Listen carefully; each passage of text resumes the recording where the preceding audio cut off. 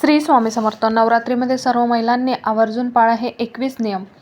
देशभरामध्ये चैत्र नवरात्र अगदी उत्साहामध्ये साजरी केली जाते. नवरात्रीच्या दिवसामध्ये दुर्गादेवीची पूजा आणि उपवास सुद्धा केला जातो. धार्मिक मान्यतेनुसार दुर्गादेवीला शक्तीचे स्वरूप समजलं जातं. त्याचप्रमाणे नवरात्रीमध्ये शक्तीच्या 9 रूपांची पूजा देखील केली जाते. या काळात काही सोप्या पण प्रभावी उपाय केले तर देवी आपल्यावर लवकरच प्रसन्न होते आणि घरात सुख, शांती, समृद्धी येते. तर जाणून घेऊया नवरात्रीमध्ये दुर्गादेवी माता लक्ष्मी माताला प्रसन्न करण्यासाठी कोणते उपाय करावे. नंबर 1. चैत्र नवरात्रीच्या पहिल्या दिवशी म्हणजेच गुढीपाडव्याच्या सकाळी पहाटे लवकर उठून घर स्वच्छ करावे आणि देवीसमोर लाल फुलांचा हार अर्पण करावा किंवा लाल कमळाचे फूल किंवा गुलाबाचे फूल देखील देवीला आवर्जून अर्पण करावे. नंबर 2. नवरात्रीमध्ये दररोज देवीचे नामस्मरण आणि प्रार्थना करा. शक्य असल्यास 9 दिवस उपवास किंवा सात्विक आहार घ्यावा. नंबर 3. दररोज सकाळी स्नानानंतर देवीसमोर शुद्ध तुपाचा दिवा लावा. यामुळे घरात शांती आणि सकारात्मक ऊर्जा राहते. तसेच देवीजवळ 9 दिवस अखंड दिवा आवर्जून लावा. त्याप्रमाणे नवरात्रीमध्ये जर तुम्ही अखंड दिवा लावलात असेल तर घर बंदिस्त करून कुठे देखील जाऊ नका. नंबर 4. चैत्र नवरात्रीतील देवीला 9 दिवस वेगवेगळ्या फुलांची पानांची माळ अर्पण करावी. देवीला घटाला माळ अर्पण करताना त्या घटाची माळ सुईने कधीही बनवू नये, तर गाठी बांधून प्रत्येक पानाची किंवा फुलांची माळ बनवावी. नंबर 5. देवीला 7व्या किंवा 8व्या माळेला नारळ अर्पण करावा. दररोज देवीसमोर घंटा वाजवावी. तसेच देवीला दररोज गोडाचा नैवेद्य अर्पण करावा.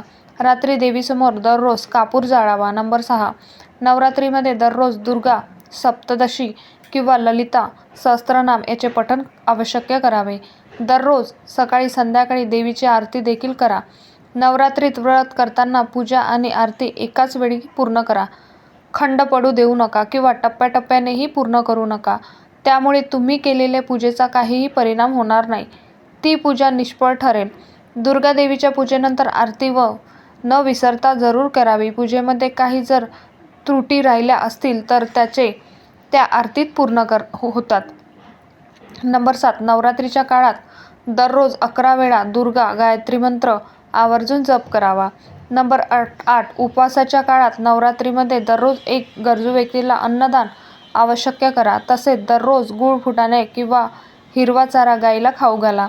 नंबर 9. धार्मिक मान्यतेनुसार नवरात्रीमध्ये 9 मुलींची पूजा करण्याचा नियम आहे, पण किमान 3 मुलीची पूजा सुद्धा तुम्ही करू शकता. ज्योतिष्यशास्त्रानुसार महाअष्टमीच्या दिवशी हा उपाय केल्यास तुमच्या सर्व इच्छा, आकांक्षा पूर्ण होतील. नंबर 10. अष्टमीच्या दिवशी कन्यापूजेला खास महत्त्व आहे. या दिवशी 9 मुलींची पूजा केल्यानंतर त्यांना एक भेटवस्तू द्यावी. यामुळे दुर्गादेवी प्रसन्न होऊन आपल्या सर्व इच्छा, आकांक्षा पूर्ण करतात. नंबर 11. नवरात्रीमध्ये देवीची पूजा करताना सुवासिनीने हातात हिरव्या बांगड्या आवर्जून घालून पूजा करावी. तसेच देवीला नेहमी स्वच्छ आणि फ्रेश ताजीतवानी फुले अर्पण करावी. नंबर 12. नवरात्रीमध्ये चालीसा मंत्र किंवा दुर्गा सप्तदशी वाचन असाल तर वाचताना बोलण्याची किंवा उठण्याची चूक अजिबात करू नका. यामुळे तुमची नकारात्मक शक्ती पाठाचा फळ काढून घेते. नंबर 13. घरात सुख, शांती टिकून ठेवण्यासाठी अष्टमीच्या दिवशी तुळशीच्या रोपाजवळ 9 दिवे लावावे आणि प्रदक्षिणा घालावी. त्यामुळे घरातील सर्व नकारात्मक ऊर्जा दूर होते. नंबर 14. नवरात्रीमध्ये व्रत करणाऱ्या व्यक्तीने चामड्याचे चपला किंवा चामड्याच्या वस्तू वापरू नये. जसे की बेल्ट, पर्स, बॅग, चप्पल, शूज यासारख्या इतर गोष्टी वापरणे शक्यतो टाळाव्या. नंबर 15. नवरात्रीमध्ये व्रत करणाऱ्या महिलांनी 9 दिवस लिंबू तोडू नये किंवा लिंबू कापूही नये. नंबर 16. नवरात्रीमध्ये कन्यापूजनाला फार महत्त्व आहे. धार्मिक श्रद्धेनुसार कन्यापूजनेसाठी 2, 5 किंवा 7, 9 मुलींना आमंत्रित करणे हे नेहमी शुभ मानलं जाते आणि म्हणूनच कन्यापूजनेसाठी नेहमी 2, 5, 7, 9 किंवा 9च मुलींना आमंत्रित केलं पाहिजे. नंबर 17. नवरात्रीमध्ये बूट, चप्पल घालून पूजास्थळी जाऊ नये. तसेच घरामध्ये झाडू उभा ठेवू नये. नंबर 18. नवरात्रीच्या उपवासात 9 दिवस अन्नामध्ये धान्य आणि मिठाचे सेवन अजिबात करू नये. याशिवाय तुम्ही सैंधव मीठाचा वापर करू शकता. नंबर 19.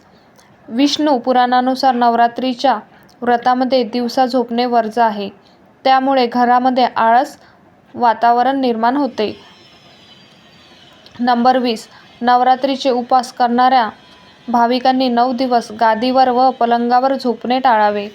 तुम्हाला श्रद्धा, भक्तीने, भावाने हे व्रत करायचे असेल तर नवरात्रीच्या काळात जमिनीवरच झोपावे.